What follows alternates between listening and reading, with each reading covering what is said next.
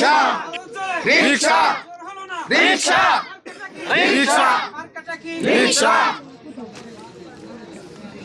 আসসালামু আলাইকুম ওয়া রাহমাতুল্লাহ।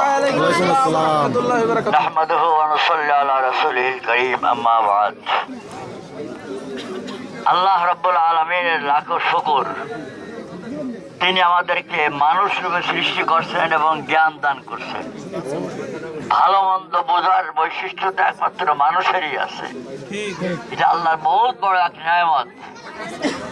এই নেয়ামতকে আমরা কাজে লাগাইতে হবে, কারণ এই নেয়ামত সম্পর্কে এবং জ্ঞান সম্পর্কে আল্লাহ পাক আখিরাতে আমাদেরকে জিজ্ঞাসা করবেন।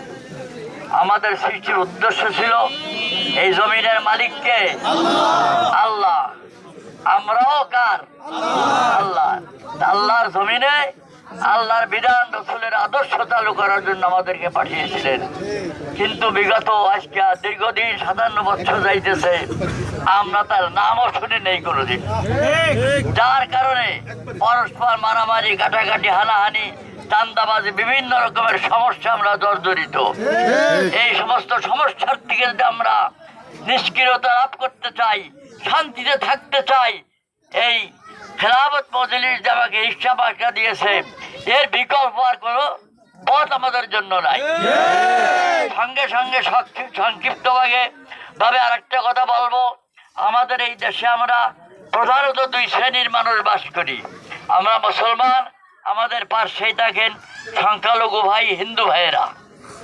ইসলামের নীতি দেখেন কত সুন্দর, এত সুন্দর নীতি পৃথিবী কোন নীতির মধ্যে, কোন আদর্শের মধ্যে নাই। যে আদর্শ এবং নীতি আল্লাহ এবং আল্লাহ রসুল দান করেছেন। রসুল আল্লাহ পাক বলছেন, এ মুসলমানরা, তোমাদের মসজিদকে তোমরা যেরকম সম্মান করো, হিন্দুদের মণ্ডপকে ওরকম সম্মান করবা।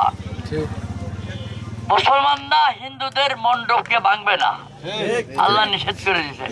শুধু তাই নয়, গালিও দিবে না। এই মুসলমান গালি দিবে, সে অপরাধী হবে। এই দেখেন কত সুন্দর নীতি, যা অন্য কোনো ধর্মে নাই। দ্বিতীয় হলো, আল্লাহ রসুল বলেছেন, মুসলমানের ইজ্জতের যেই দাম, অমুসলমানদের ইজ্জতেরও সেই দাম। মুসলমানদের রক্তের যেই দাম, অমুসলমানের রক্তেরও সেই দাম। মুসলমানের নারীর যে ইজ্জত, অমুসলমানের নারীরও সেই ইজ্জত। মুসলমানের একটা ভোটের যেই দাম, এই অমুসলমানের ভোটেরও সেই দাম। অতএব ভোটের যখন এক দাম, আমরা সবাই সম্মান নিয়ে, ইজ্জত নিয়ে দেশে বাস করবো। আল্লাহ রসুল এইটা আমাদেরকে শিখিয়েছেন। অতএব আমার সংখ্যালঘু ভাইদেরকে বলবো, ইসলাম আসলে ইনসাফ কায়েম হবে, আপনাদের উপর কোনো জুলুম অত্যাচার হবে না। এই ব্যাপারে আপনারা খুব নিশ্চিত থাকেন, কোনো সমস্যা হবে না ইনশাল্লাহ। যদিও মানুষ আমাদেরকে ভুল বোঝায়। দ্বিতীয় কথা, মুসলমানদেরকে বলবো, আপনাদেরকে অনেকে ধোঁকা দিবে, বলবে যে ইসলাম আসলে নারীদেরকে কোল ঠাসা করে রাখবে।